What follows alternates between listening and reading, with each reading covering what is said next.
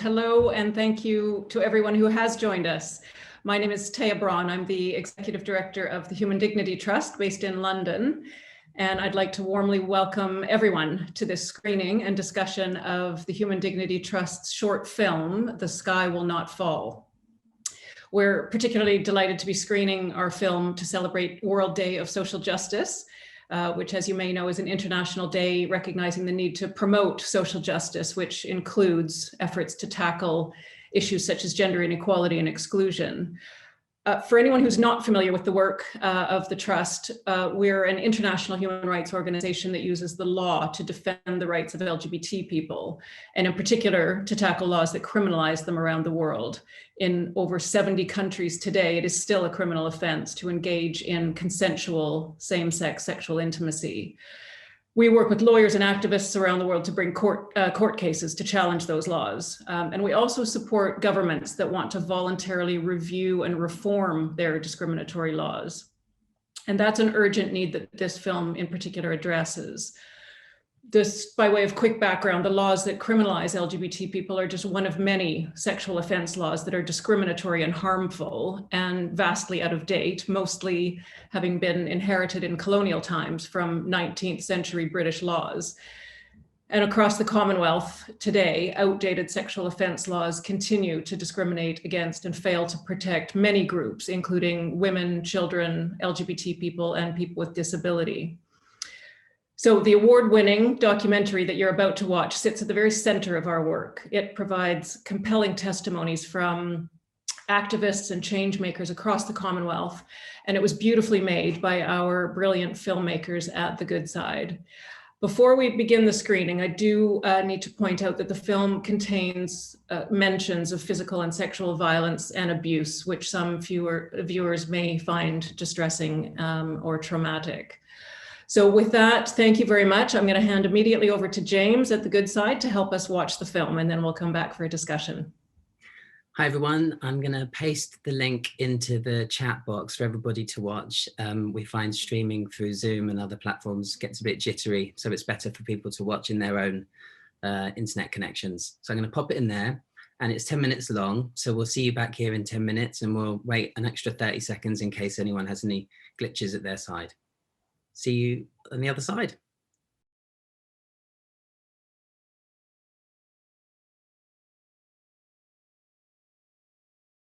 Welcome back. I hope that everybody enjoyed the film. Obviously some uncomfortable and difficult topics, but importantly, using the power of film to convey these messages and to convey the importance of change in this area. I'm going to hand over now to our Head of Strategic Communications at the Trust, Emma Eastwood, who will chair a discussion about the film with us. Emma, over to you. Thanks, Taya. And I hope you've all managed to view it okay. Obviously, as Taya's already said, you can go to the Human Dignity Trust YouTube channel and view the film at any time and all the other content that we have up there at the moment.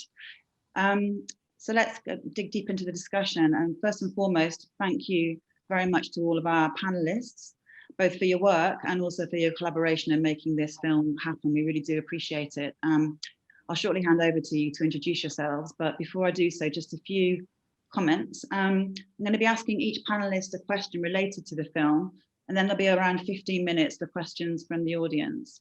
So you can do this by using the Q&A and the chat function here on Zoom at any time from now, so please do post questions and we'll take some of those hopefully at the end when we have 15 minutes. This will be a safe space for discussion. The moderator reserves the right to eject people from this online space should any of the questions or the comments in the Q&A be deemed offensive, so please do bear that in mind. First of all, I'd like to ask Anjali to introduce herself, and then each panelist will pass the virtual mic, the virtual talking stick, to another panelist so that they can in turn introduce themselves. So over to you, Anjali. Yes, hi. I'm Anjali Gopalan, and I work with the NAS Foundation. And we had actually challenged Section 377, which is one of the laws, archaic laws, I think, which a lot of the Commonwealth countries share.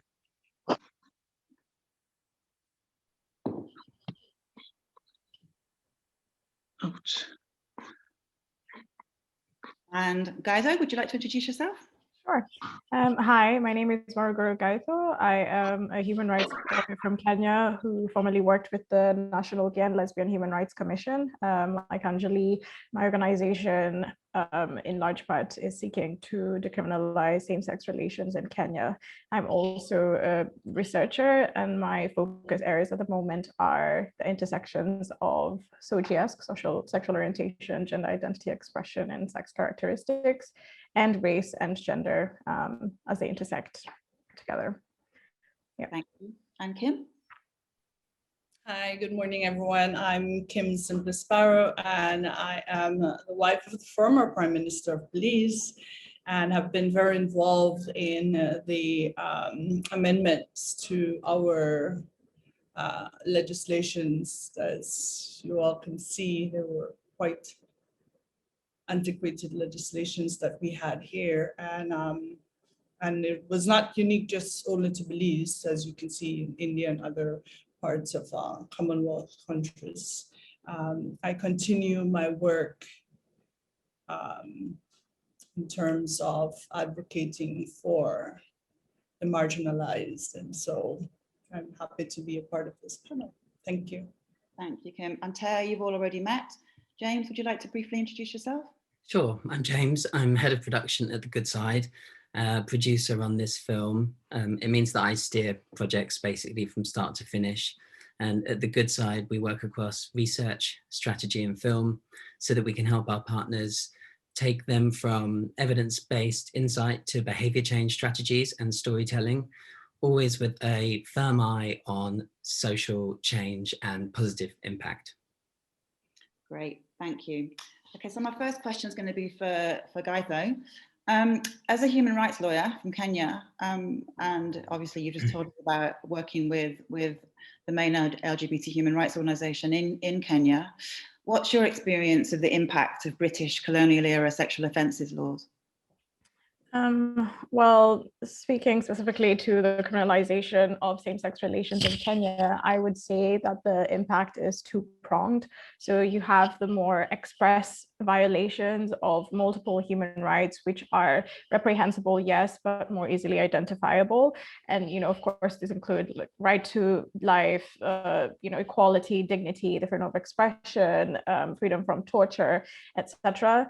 And then there's the more insidious, wide-ranging effects that are just as harmful and present as a society that upholds the exclusion and marginalization of individuals at every level. So in every space, such as schools, in the workplace, you have the normalization of violence and acts such as corrective rape, forced anal testing, conversion camps, and these go unchecked. It has meant the wide acceptance of groups of people being treated as second-class citizens. Thank you. Anjali, turning to you, we are, of course, as you mentioned earlier on, a lot of us aware of the really historic India Supreme Court ruling in 2018, decriminalising consensual same-sex relations. And you and your organisation, the NAS Foundation, played an absolutely crucial role during, I understand, almost a 20-year struggle to make this happen. And congratulations for that. However, which other reforms of colonial era sexual offence laws have you seen take place in India, and how have those reforms affected you and your community? I think, for example, a stronger rape law has come into existence. Recently, we had the Madras High Court gave a very good judgment around intersex operations, because that's something that happens in our country as soon as a child is born, literally, by the time the 2 or 3 surgeries start. So there are a lot of these laws which are now beginning to change.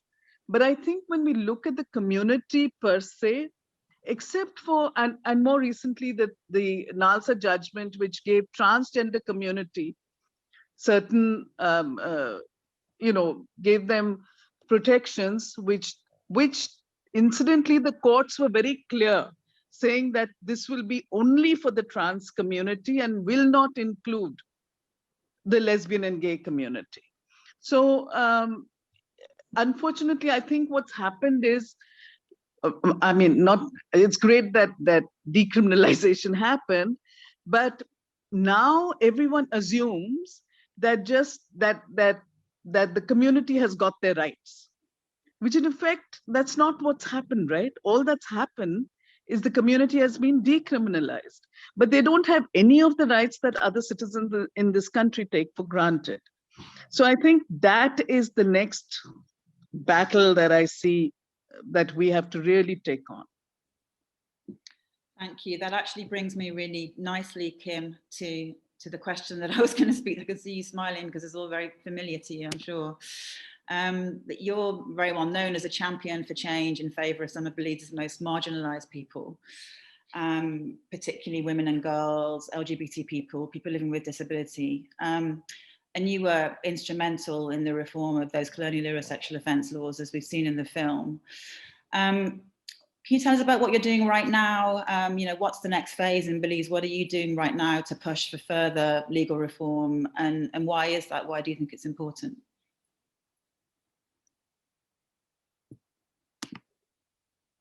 You're on mute, Kim. Sorry, I'm still getting used to the Zoom. It's a good question, mainly because we're at this point where we had started with the, working on the draft for the Equal Opportunities Bill, and we actually reached where it was approved by cabinet by the previous government, and it failed to go to the House of Representatives for approval. There again, many misunderstanding about the bill. The sectors wanted sort of more clarifications, and we didn't really have time. It was just about the time when the government was going into elections, so it was really a very tight schedule that we were on. Let me just say that this Equal Opportunities Bill is such a comprehensive piece of legislation. It has it really encompasses 19 characteristics of protection for our people. It's not just an LGBT bill. It is a bill that protects persons with disabilities and the elderly, and I can go on. But the important thing is that we are still, even with the change of government, I believe that there is a willingness on their part to look at the bill and of course try to see how we can move on with it and get it to the House. My job, my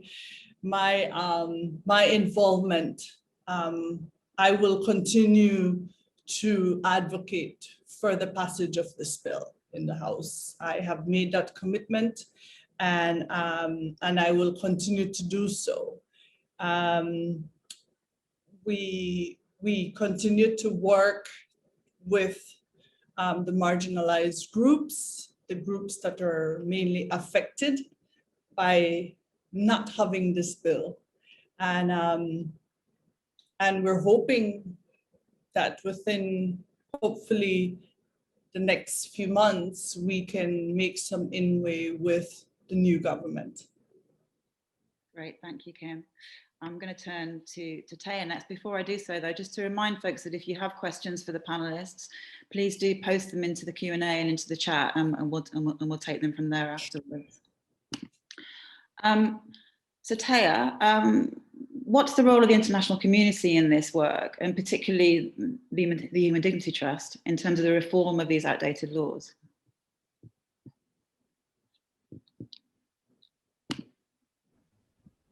I remembered finally to unmute myself. Thanks, Emma. Well, I mean, multifaceted. One thing, as hopefully this film conveys, is that because we are an organization that's looking globally at this issue, and indeed we're the only organization that's looking globally at this issue, one of our objectives and one of the roles that we've tried to play is to uncover the issue itself, to bring attention to it. And when I say it and the issue, I mean, of course, the criminalization of LGBT people, which is our primary focus, but also looking at how that law sits within these wider sexual offense chapters in penal codes around the world, around the Commonwealth, and how all of them are out of date. So you have seen in the film discriminatory rape laws. You've seen rape laws that don't protect against marital rape. It's lawful in over half of the Commonwealth for men to rape their wives with impunity. There are unequal ages of consent for males and females, and often quite low ages of consent for females in particular. People with disabilities are referred to as idiots and imbeciles. LGBT people are criminalized. Boys are not protected from rape in the same way that girls are. All of these laws originated in the same place for the most part around the Commonwealth, and that's Victorian era British laws. So many people are focusing on one part or another of those laws, but to understand them as a whole and understand the need to review and reform them as a whole is part of what we're trying to do, and partly with this film and several publications that we've produced that look in great detail at these laws around the Commonwealth. Seek to achieve. So, research, education, awareness, but then primarily and fundamentally helping to change those laws. And we provide technical legal assistance to governments that recognize that they need to change these laws. And there are governments happily that are putting up their hands to receive that technical assistance. Often they're small countries that don't have the capacity. They don't have enough legislative drafters to deal with all the legislation that they need to reform. And so what we provide is unlimited legal resources to help review, rewrite, and try to get new sexual offense laws enacted. And we're working with several governments at the moment to do that. But, and the wider international community simply being aware of these laws and that they're not one-offs here or there, they're a pattern around the Commonwealth that needs to be addressed. So the international community, the more we all know about this, and the more the Commonwealth in particular as an institution and an association of countries that can recognize that this is a shared history, it's a shared colonial history that continues to wreak havoc in the lives of millions and millions of people. So hopefully with that awareness and technical assistance, we can help move the dial a little bit and affect change. Thanks, Taya. James, let's talk a little bit about the experience of making the films. And Taya already talked about how this film sits right at the center of our work now and has really helped us to talk about these complex themes, through the power, using the power of storytelling. What was your experience of making these films? Well, I mean, firstly, it's interesting coming to a public forum to talk about colonialism while being a white British man. So when I thought about that, I thought, well, it's the same way I come to a project as a filmmaker, which is someone who's listening, learning, and acting as a conduit for people's stories. And for this project, it was really important that we brought out the emotional side of the impact of these laws, because it's very easy to see laws as just text on a piece of paper. So that was the task that we were given, and which is hopefully what we've managed to achieve. And my role as a producer with the director, Jennifer, was to be super organized, as informed as possible, to make people feel safe and comfortable, to talk eloquently and open-heartedly, and then to just kind of get out of the way, which I think is really important for a filmmaker in general. But also as a gay filmmaker, I wanted to use my skills and voice to affect change and to add to the movement. So, and to be here in the illustrious company is a huge honor. And I felt that the whole time while making the film, was meeting people who I already considered heroes, and then eventually also became heroes after meeting them. So yeah, it's an incredible experience making a film like this, because you're stepping into communities that are marginalized, and in some instances, a lot of instances, terrorized, So it's a really emotional experience. So I always think it's really important to step into that emotional response, really embrace it, partly because it's not very healthy to deny yourself your emotions, but also because when you feel something, when you're telling a story or listening to someone's story, that's where your empathy lies, and that's where you know that the story will resonate. So you really have to kind of let that emotion happen. And it's a huge privilege to be able to hear these stories and contribute to the movement, because the work is being done in country by activists who are taking huge risks every day. So yeah, it was an emotional but wonderful experience to tell these stories. And I came away with a lot of hope as well, because I think that once countries do change their laws, there is a chance for rapid social change, especially in our ultra connected age. But the key is the law, and that's the experience. That's what the experience gave me the whole time, which was constantly being solidified. You know, we can't be free and we can't change mindsets enough while laws criminalize, or they don't properly legislate against sexual violence, or they insult people in their language and stigmatize them. So, you know, we all want to be safe, we want to be healthy, we want to be loved, and we want to love, but we can't do that until we have our rights in law. I've got a follow-on question for that, actually. And I've just seen that somebody, Catriona, has posted this in the chat, which says, we are seeing worrying trends in the UK, encouraged by our government around glorifying our colonial past. And I was going to ask you a question around what can British people take from these films, but I think it also relates to Catriona's question. You know, how can we tackle these damaging narratives and push for change as members of the public? Oh my gosh, it's so important. I mean, there is a tendency in the UK historically, I'm hopefully it's improving, but historically there's a tendency to ignore it or not take responsibility. I can talk from my own personal experience growing up in the UK. I was not taught about the impact of colonialism. In fact, it was largely romanticized, which is to me just utterly gross. So having not been taught part of this part of our history, and you know, we send people out into the world in total ignorance, which is just so insulting for the people that we meet who are dealing with the impact. So for me, it's about encouraging people to interrogate and change those stories that we tell. And these films are part of that. You know, they're about finding those stories about impact and engaging with people through film, through conversations like this. It isn't always easy. I have family members who I absolutely cannot have those conversations with. And at the good side, what we find in a lot of our work is there are people who are always at the end of the scale that are very hard to reach. And that's okay. You know, it's not always right to go for those people. There's a whole lot of other people who are open-hearted, open-minded, and they're going to listen. They just need to be told the stories. So I encourage British people to question the jingoistic stories that Catriona has mentioned there and seek out alternative narratives.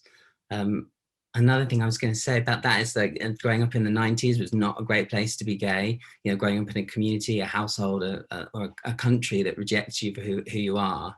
You know, you're thrown into this journey, whether you like it or not, which is about a kind of undoing of everything you know. I remember thinking, if it's not wrong to be gay, then what else is not true? And sort of like your world suddenly expands. And I include in my understanding of colonialism in that. It's like suddenly everything is up for grabs. So I encourage anybody really to think that way. You know, I'm still learning. I'm not always having comfortable conversations, but it's not about me. It's about recognizing and respecting other people's experiences being different to your own. And there is an opportunity for British people to really heal and reconcile that part of our history. Yeah, and the queer community as well here in the UK, I challenge you to recognise your privilege and to take actions to support the movement in other countries. Thanks, James. Some questions from the panelists. I want to, Guido, I wonder if you can speak to this from your experience in Kenya. How do you work with local religious communities or leaders in your work for LGBTQ rights, or do you? And what challenges, if any, do you find in that work? So I suppose the first part of the question is, do we?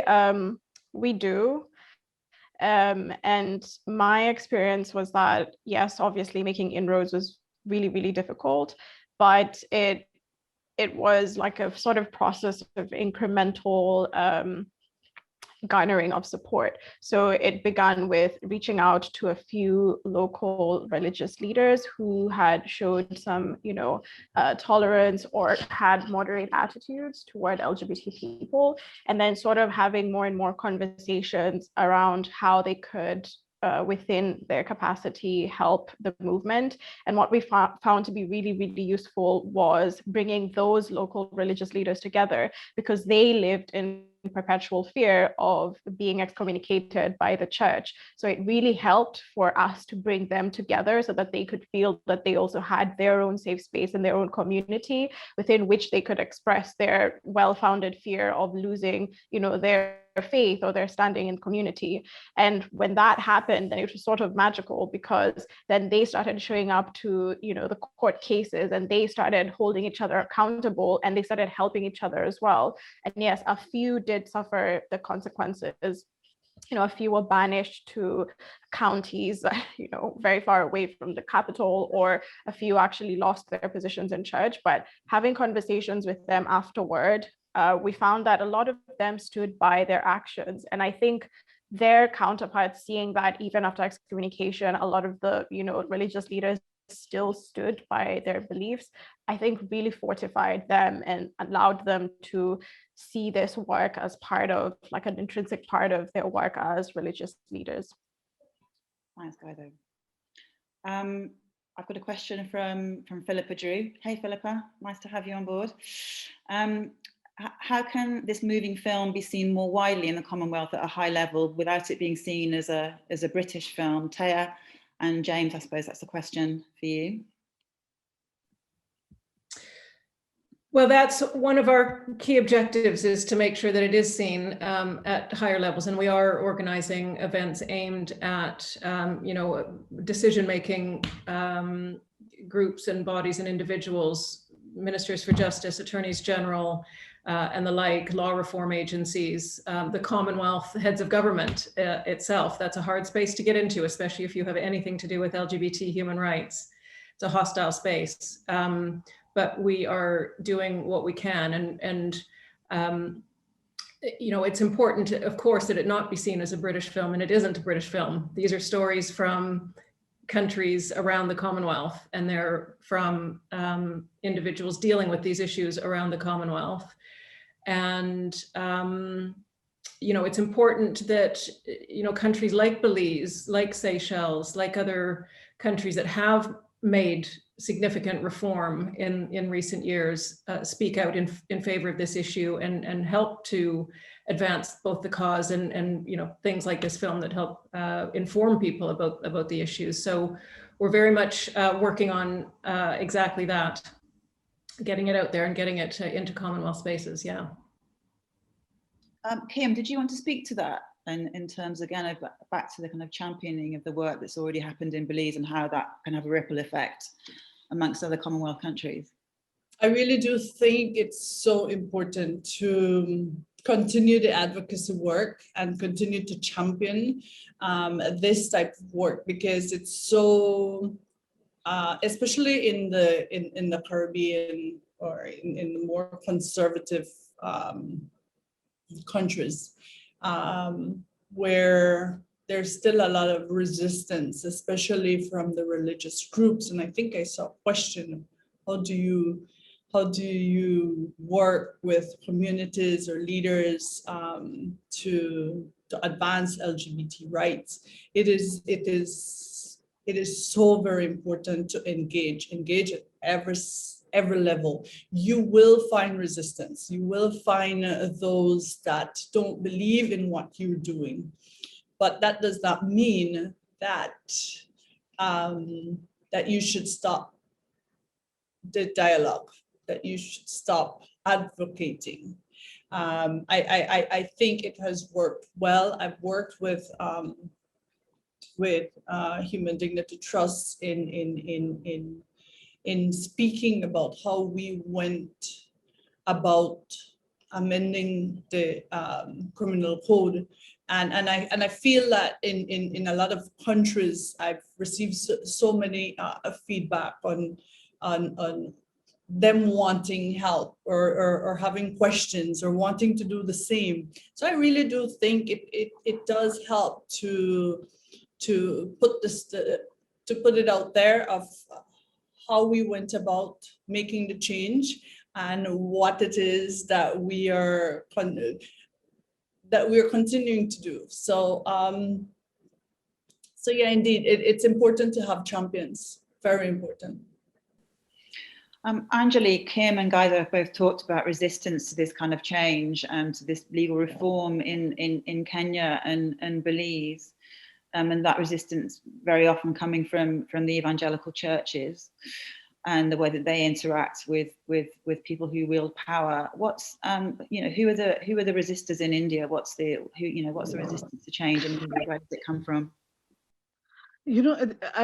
I find that very difficult to answer, only because I don't think there's one lot that I see as resistors. I see resistors across the board. They're religious groups, there are political groups, there is so much resistance from general communities.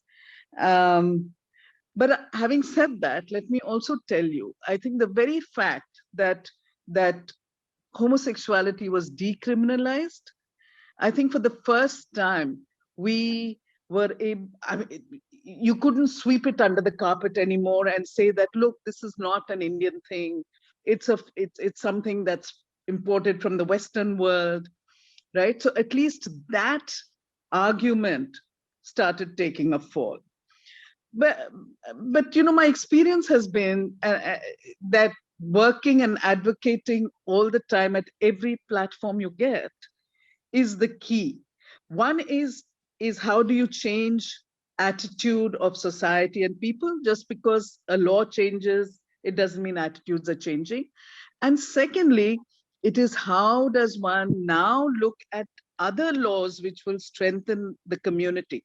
For example, I think the biggest problem in this entire LGBTQI space, the L part of this community is totally out of, no one talks about the lesbian community. And then as I've said before, nothing challenges patriarchy more than a woman saying she doesn't need a man, right?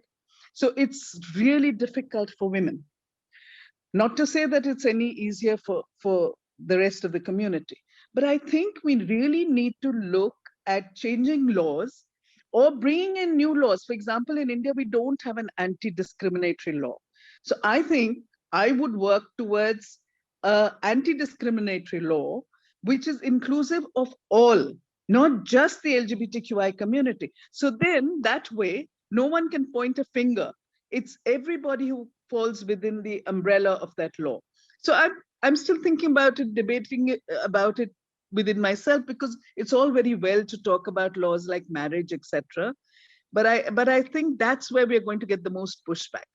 But something like anti-discrimination, we may be able to swing it, I think. So yes, it's how does one keep people engaged? How does one get people to look at LGBTQI issues from a different lens? That, to me, is what is really critical now. Thank you. Taya, there's a question for you, which says, yeah, question for Taya, very important work. How does your organization engage with local experts and expertise to avoid repeating history in terms of foreign involvement in local legislation? Yeah, excellent question. And I haven't addressed it, but it's central to everything that we do, whether it's litigation or legislative reform or advocacy or research. Local experts, both civil society experts, legal experts, political experts are central and are in the driver's seat in terms of anything that happens. And they are groups that we are collaborating with daily on everything that we do. So local expertise In terms of the issue, in terms of, how the issue, whichever one it is of these things we're talking about, how it actually manifests, how it plays out, what the local reactions are. We've heard a few different reactions in terms of, the impact of religious communities, et cetera. So, but also when and how to engage in a legal intervention, whether it be a litigation strategy or a legislative reform strategy, or sometimes both. And then the technical expertise itself. We are always working with local lawyers in the cases that we support and in the legislative reform that we do, local and regional, because it depends very much on the country and the capacity that exists. So local, regional, and international are all very much working together in everything that we do, and that's vital. And there are critiques, of course, sometimes about what is the role of foreign involvement. My view has always been that there are pro-human rights and anti-human rights people, and they exist everywhere. They exist here in the UK, they exist in Canada, they exist in the US, they exist in Australia, they exist in Kenya, India, everywhere. So those of us who are pro-human rights, the more we work together collaboratively, always with local people in the driver's seat, the better, because the opponents will appear everywhere. Thank you. There's another question just come in from Nina for all the panelists. How much do you have your eye on other countries and the work that activists elsewhere have done to overturn discriminatory laws? Do you find that there are many learnings that do and don't translate into your context? Guido? So we definitely keep a very keen eye on what's happening, especially in the region. For example, with the NAS case, the decision came out just as we were about to go into hearing for our case, and we actually filed a submission to include the judgment from the Indian Supreme Court to sort of bolster the arguments that we were making in our case. And that was a really powerful moment, because showing evidence of what repealing Section 377 would do in that context, what was also going to translate into the Kenyan context. And I think in the last few years as well, we have kept a very keen eye on, what's happened south of us. So with Botswana, in 2018, 2019, and then with Angola just having finally put its penal code into action, we now are able to sort of carry out a comparative analysis of what strategies we can borrow from those contexts and what strategies we have to leave behind. Now, obviously, it's an intricate process because it involves looking at what their social, economic, political conditions are and identifying the similarities or overlap between the two, and then using that as sort of like a springboard for the strategies that we use. So I would say that yes, we do keep a keen eye on it, but I would say obviously at the end of the day, you have to uniquely tailor your strategies to your specific context. Thank you. Anjali, in India's yeah, I think I agree, because one has to be aware of what's happening around us, for sure. For example, I remember in the beginning, Nepal had decriminalized homosexuality before we did. And that had a huge impact on me, for sure. So I think it's very critical to be aware of what's happening around, because all of us can learn from each other. But we have to tailor our responses to our particular needs. For example, when we're looking at what's happening in a country like India, where caste plays such a huge role in whatever we do, or class plays a role in what we do, right? So I think to keep all those issues in mind while working towards bringing about change or fighting for change becomes very critical. So it has to be tailored to our particular needs, for sure. Kim? I have to agree with both panelists, Anjali and Warubu. It's so very important to look at the experiences from other countries and see what lessons we can learn. but we also we also have to look at our environment, political, social, all of it, and see what we can take and what would work here in Belize and what wouldn't work. But it's important to look at the experiences of other countries, because there's so much that we can learn, and we can get a absolutely very, very good guide in the direction in which we would want to go. So yeah. Hey, do you want to speak to how this plays out in the assistance that HDT gives to governments and to activists in these countries? Looking at what's happening in different countries.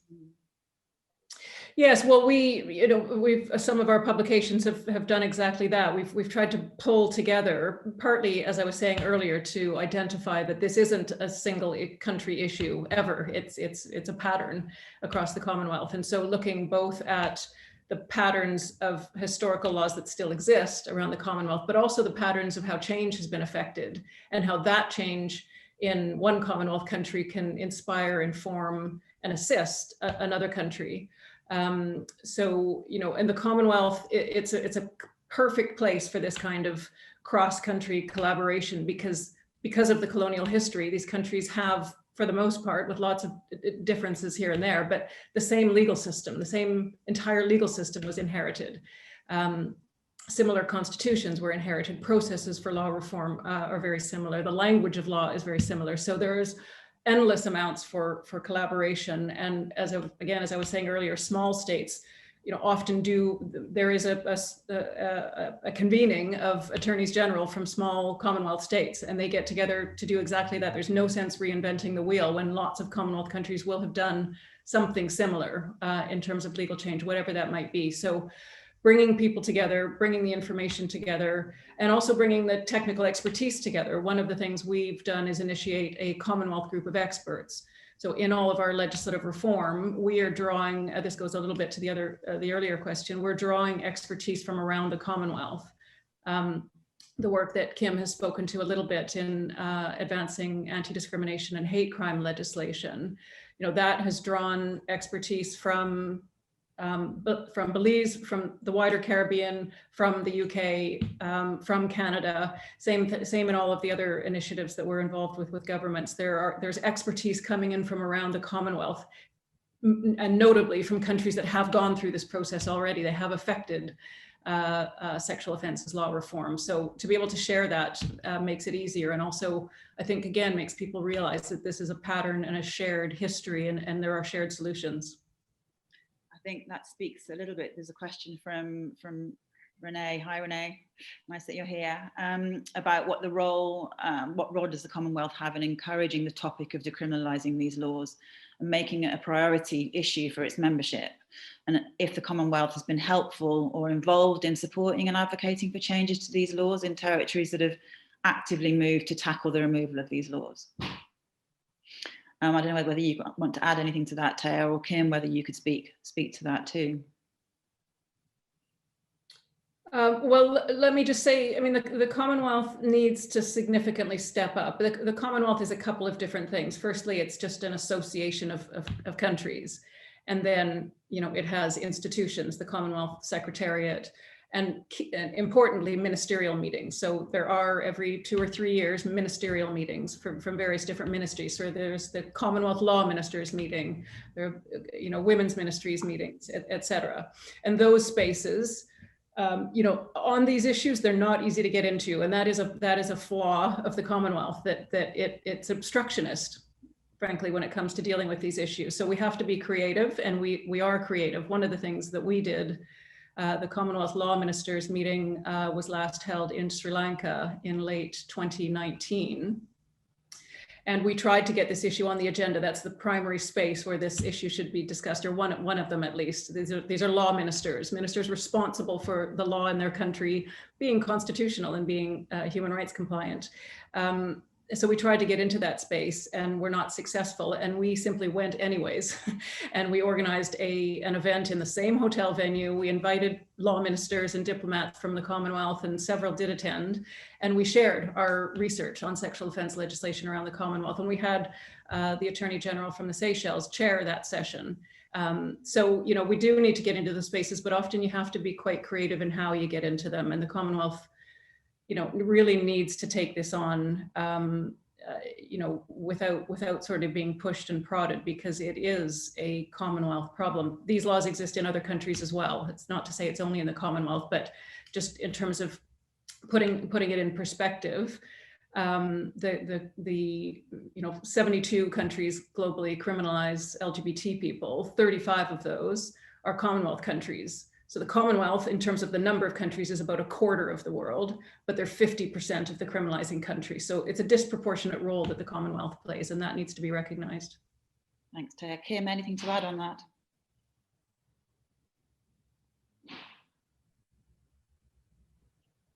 Yes.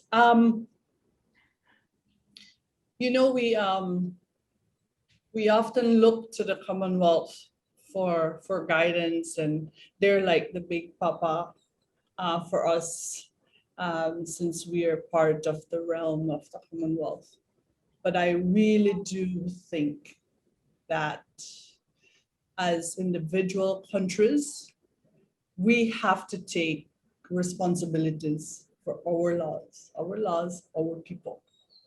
And yes, we would want the Commonwealth to be more active, I'll use that word, in ensuring that those within the realm ensure that their laws are updated, and so that these injustices would stop. But at the end of the day, it is us. It is our people. It is our children. It is our society. And we have to make those changes.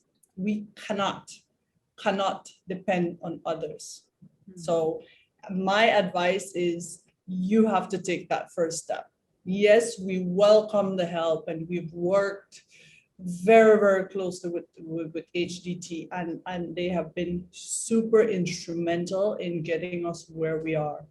I mean, I don't think we would have been this far if it weren't for the involvement of HDT in helping to provide experts to help us with putting together the legislation based on experiences from other countries. So yes, my message is we must take that first step. Thanks, Kim.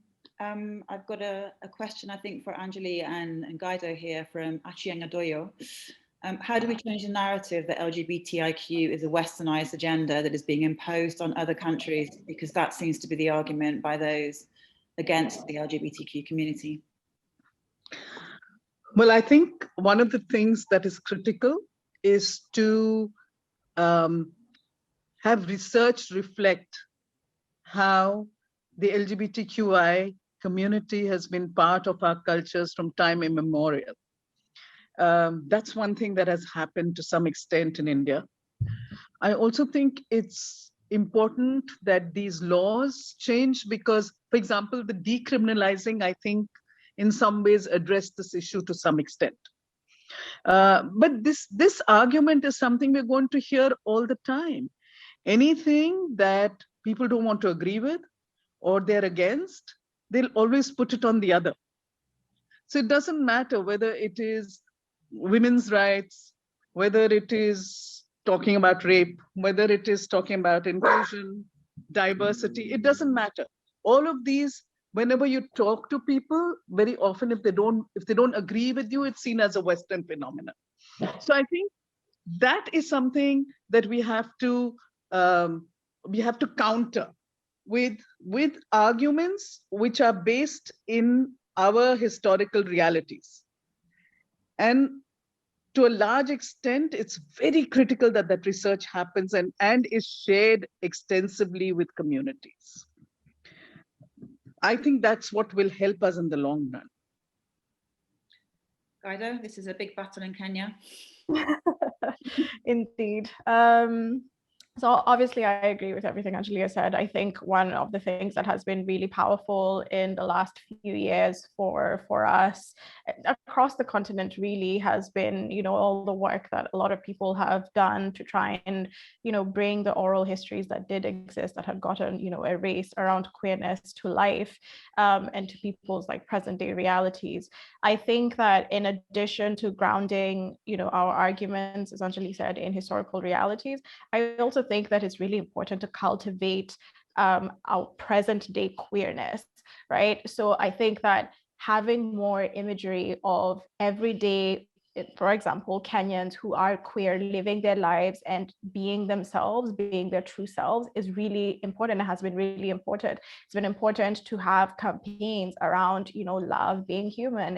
It has been important to have individuals who have a higher profile in society come out and say that they are, you know, in support of this and they are part of the community.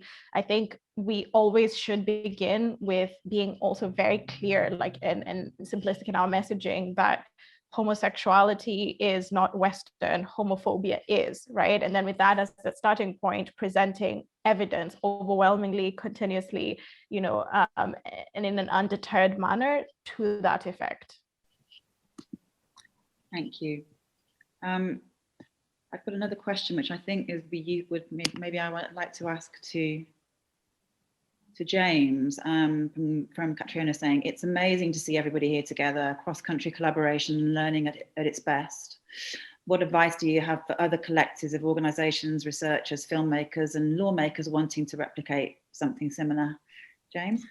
Well, I think the answer is almost in the question, isn't it? It's this multidisciplinary approach. I think we can't all exist in our silos, and the film speaks to that aspect as well. You know, this is not just an LGBT issue. This affects women and girls and boys and men as well who are not protected against rape. So I think it's about really reaching out across divides, across disciplines, country to country. It's just you have to be dogged, I think, and you have to just keep chipping away at it.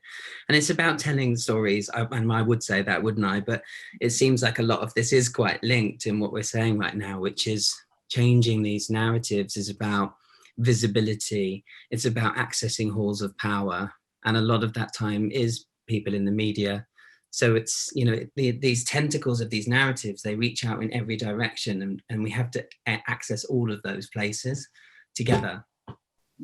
I think we at the Trust are just learning that fairly recently in terms of where storytelling and filmmaking sits within our work, that we're able to communicate complex legal issues rather than in a huge thick report, which we do a lot of and we're very good at, to communicate it through short films and documentaries, and we've really noticed a difference in the way that we can communicate these complex ideas, I think, over the last year with these films.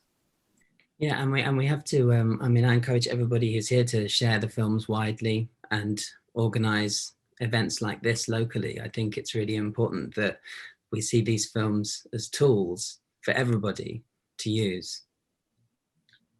I think it will be a very important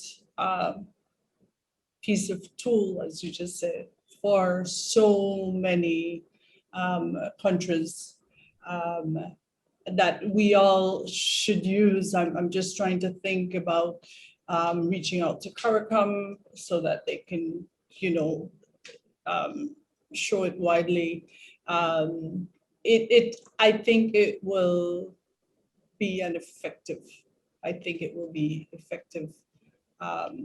use for many, many, many countries. Thanks, Kim. I think I'm going to start to wrap up the Q&A.